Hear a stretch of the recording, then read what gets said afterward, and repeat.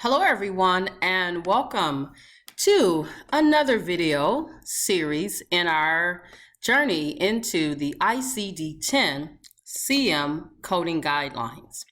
Today we're going to focus on Chapter 1, which are certain infectious and parasitic diseases, which are codes A00 through B99. So we're going to jump right in and start off with our guidelines for human immunodeficiency virus infections. And our first guideline focuses on coding confirmed cases. Per guidelines, and this is an exception to the rule for hospital inpatient guidelines, as it relates to HIV, you are only coding cases that have been confirmed. Now, something that the guidelines does note, and that is confirmation does not require that the documentation consist of a positive serology or a culture. The provider's clinical judgment in a form of a diagnostic statement that the patient is HIV positive or has an HIV-related illness is sufficient to assign a code for this condition. As we journey into our guidelines for selection and sequencing of HIV infections, I want to bring your attention to 5 codes. Those codes are B20, Z21, R75, Z11.4, and then Z11.7. Make a mental note of these final diagnoses or these diagnoses as we will begin to explore the rules surrounding these diagnoses next. All right, so first up, how do we sequence a case where the patient is admitted for an HIV-related condition? If the patient is admitted for an HIV-related condition, your first listed code is going to be B20. And in the second position, you're going to list the HIV virus or related condition that the patient has. I recommend that you take a look at one or two resources. Number one, if you have a physical code manual, in most publications, the tabular list has a notation of what's considered an HIV-related condition. Some examples are toxoplasmosis. They can also be conditions like Mycobacterium avium, hepatitis, pneumonia, just to name a few. Next up, we're going to look at situations when the patient is admitted for an unrelated condition. In those situations when the patient is HIV positive, has HIV disease, and they're admitted for a condition that's unrelated to the condition, you're going to sequence first the code for the unrelated condition, followed by your code of B20, which is your AIDS or HIV disease code.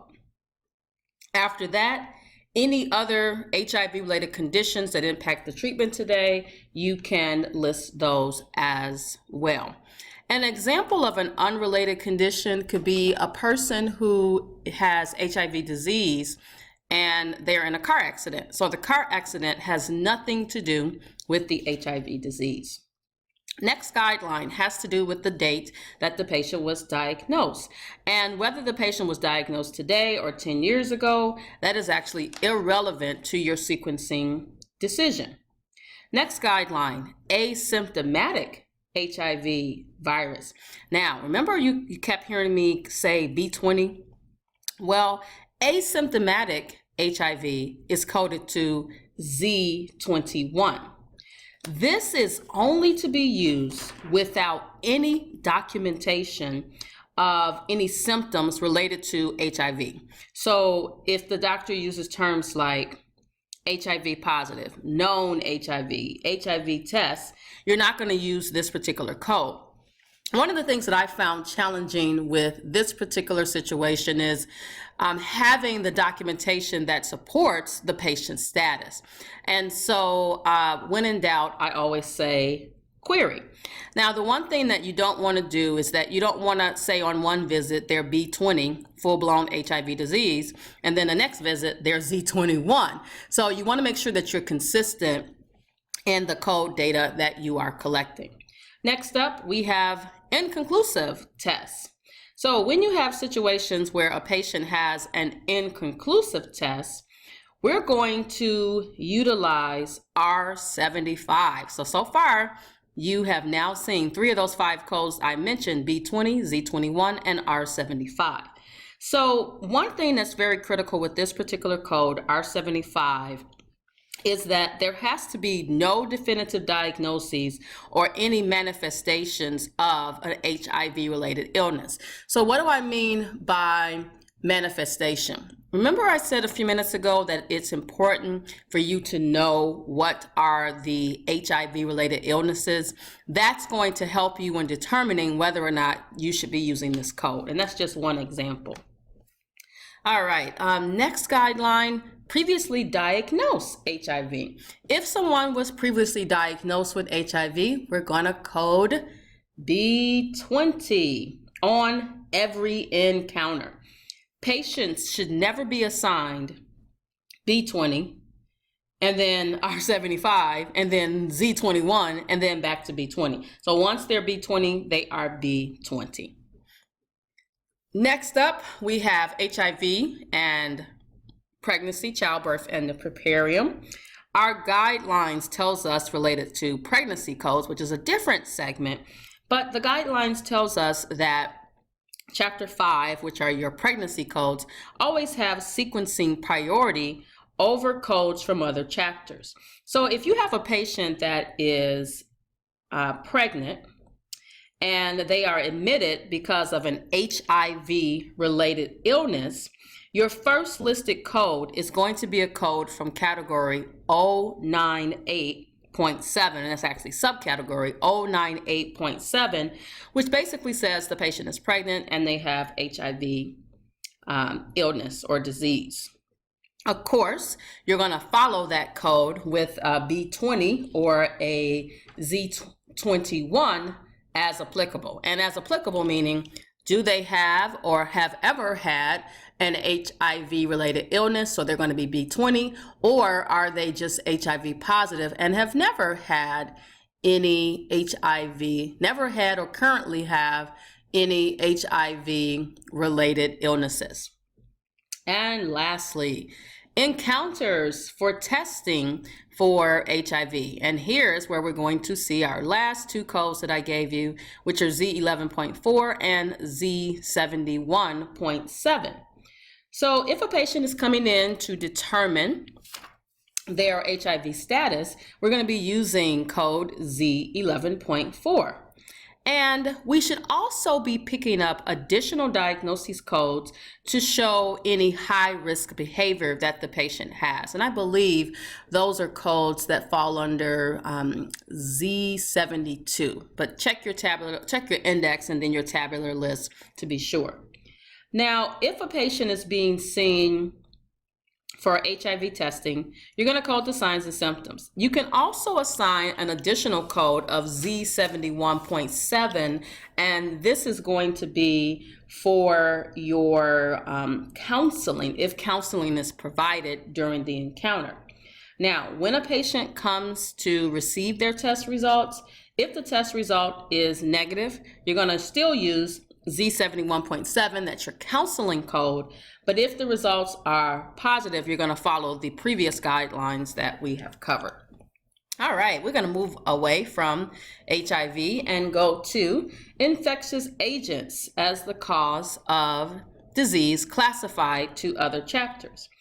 Now, one of the things that you may recall learning from our previous segments were situations where the patient has an infection and an organism is built into that one code. So that's what we refer to as a combination code. However, there are some instances where a patient has an infectious affection, and it's necessary to report a secondary code to show what that exact organism is. And in those situations, we have 3 categories of codes that you'll want to explore, and those are B95, B96, and B97. If you go to the beginning of chapter 1, there is an instructional note, and actually not at the beginning of this chapter, but if you go to, like for example, urinary tract infection N39.0, there is a note in that code family that tells you to use an additional code to identify the organism, or also known as infectious agent. Next up, infections that are resistant to antibiotics. There are many bacterial infections that are actually resistant to the current antibiotics on the market, and it is necessary to identify all infections that are identified as antibiotic resistant. In those cases, you're going to assign a code from the Z16 category following the infection code only if the infection code does not show that the patient has drug resistance. All right, on to the fun part of chapter 1, which are sepsis, severe sepsis, and septic shock. So let's begin with sepsis. And this is a very, I have to say, confusing area to code, primarily because I don't know, we kind of get confused, or are we following sepsis 3, sepsis 4 criteria? And so this is definitely something that you'll want to make sure that you know how your organization is handling this particular disease, and collaborate with your clinicians. And in fact, the coding guidelines state that in order to achieve accurate and complete documentation and code assignment, that we have to collaborate with our providers. And that doesn't mean that we tell them what to do. Collaboration means that we're working together. All right, so let's begin and let's talk about sepsis. So when you have a diagnosis of sepsis, you're going to assign the code for the underlying systemic infection. In those situations where the infection or the organism is not further specified, but the patient has sepsis, we have a default code of A41.9, which is for sepsis, unspecified organism. In these cases, if the patient has an organism, you would not want to list this code, because you would want to assign a code that actually shows the organism. Of note, a code from subcategory R65.2 should not be assigned, and this is the code for severe sepsis, unless severe sepsis or an associated, I'm going to give you an abbreviation, AOD, which is acute organ dysfunction, is documented. Now, looking at, still talking about sepsis, let's talk about some additional guidelines. First, negative or inconclusive blood cultures.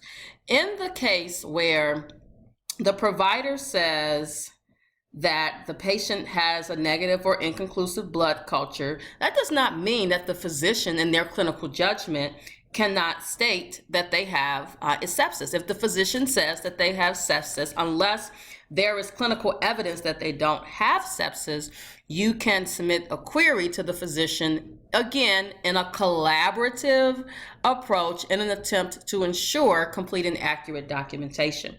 Urosepsis. In ICD-10-CM, urosepsis is a non-specific term, and it is not to be used as a synonym, meaning the same, for sepsis. In your ICD-10 CM manual, specifically the alphabetical index, there is no default code, and if your provider uses the term urosepsis, you will need to query them. Sepsis with organ dysfunction. If the patient has sepsis and an associated, there's my term again, AOD, acute organ dysfunction, or MOD, multiple organ dysfunction, we're going to follow the guidelines for coding severe sepsis, which we'll get to very shortly. Now, if the patient has acute organ dysfunction that is clearly not associated with the sepsis, but the medical record documentation indicates that there is an acute organ dysfunction, these are the rules that we're going to follow. Number one, if the medical record documentation indicates that the acute organ dysfunction is related to a medical condition that's not related to sepsis, we do not want to assign R65.2. Remember, R65.2 is the severe sepsis code. An acute organ dysfunction must also be associated with the sepsis in order to assign the severe sepsis code. So right now you should just remember, okay, severe sepsis, I need an AOD, which is acute organ dysfunction.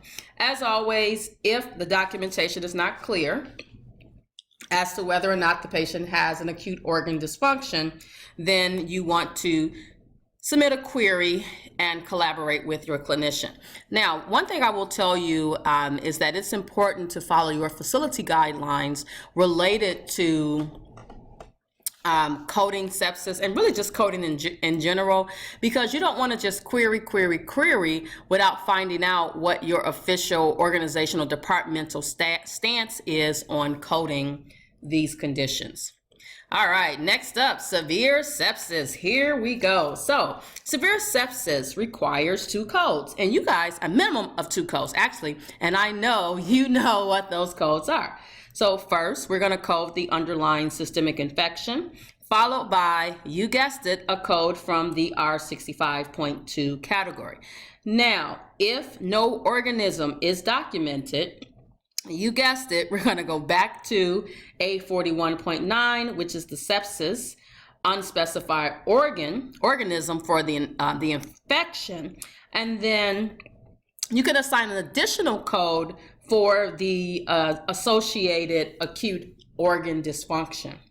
And I will tell you, the guidelines state this, and I can tell you from just practical experience, you really have to collaborate with your provider with regards to the nature or coding severe sepsis just due to the complexity of this condition.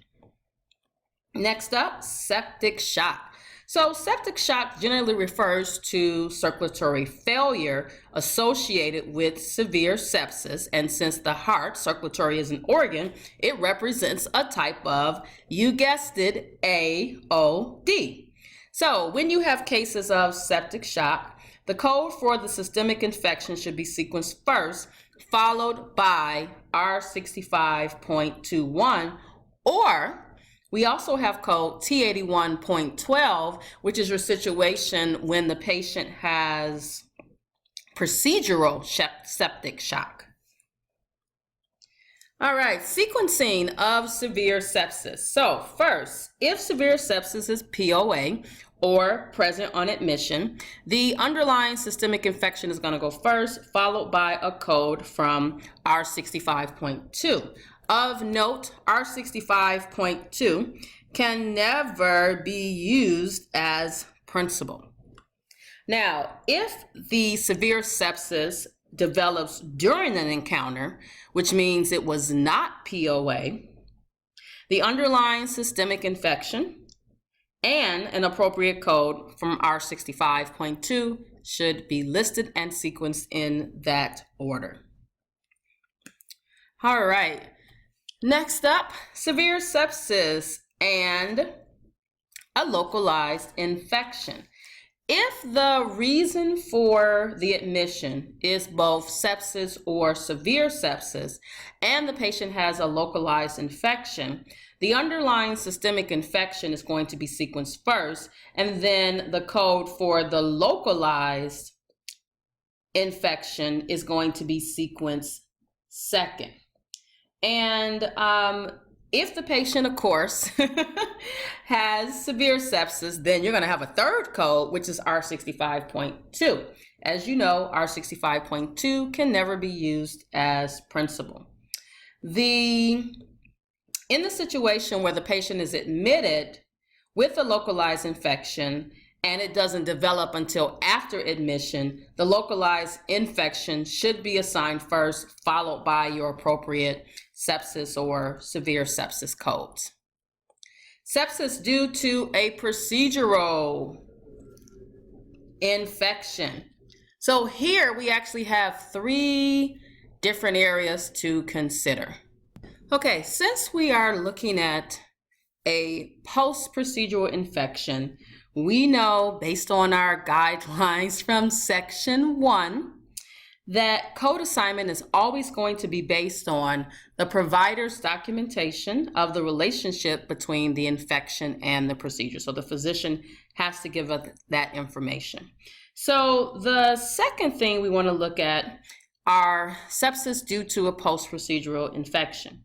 When you have infections following a procedure, you are going to assign one of the codes that falls in the range of T81.40 to T81.43, or in the case when this is obstetrical in nature, O86.00 and O86.03.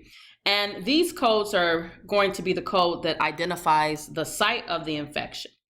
And then you're going to assign additional codes from T81.44 or O86.04. Then you can use an additional code for the infectious agent. And if your patient has severe sepsis, yes, you're going to use R65.2 along with, and I know you guys are like, R65.2, that means we have to assign a code for, yes, the acute organ dysfunction. All right. If you have situations where the patient has an infection following infusion, transfusion, or other types of injections or therapeutic injections, a code from T80.0 is used, or a code from, and T80.2 is an infection following infusion, transfusion, and injection. If it's an immunization, we have T88.0.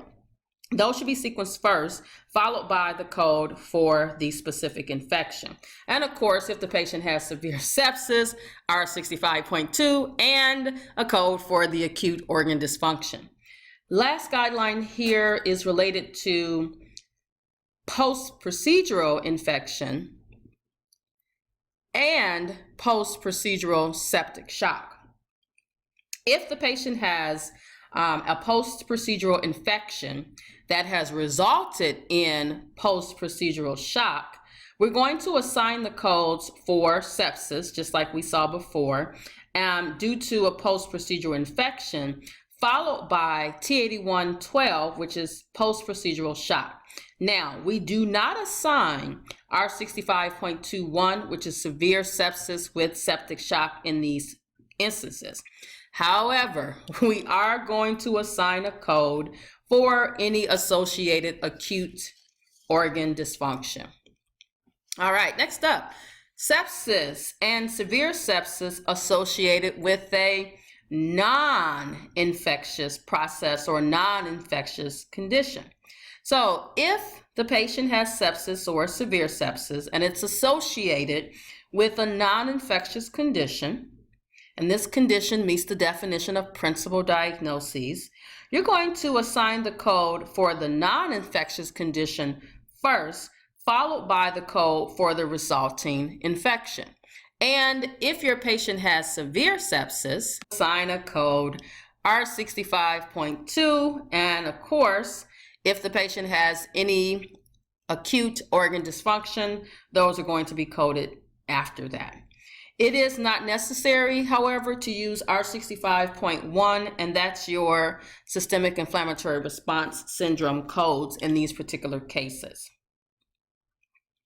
All right, next up, we are going to go over to MRSA. Now, in the guidelines, I will tell you that there are line items for sepsis and septic shock complicating pregnancy or newborn sepsis, and those are covered in other areas, and so we're going to move right on past those.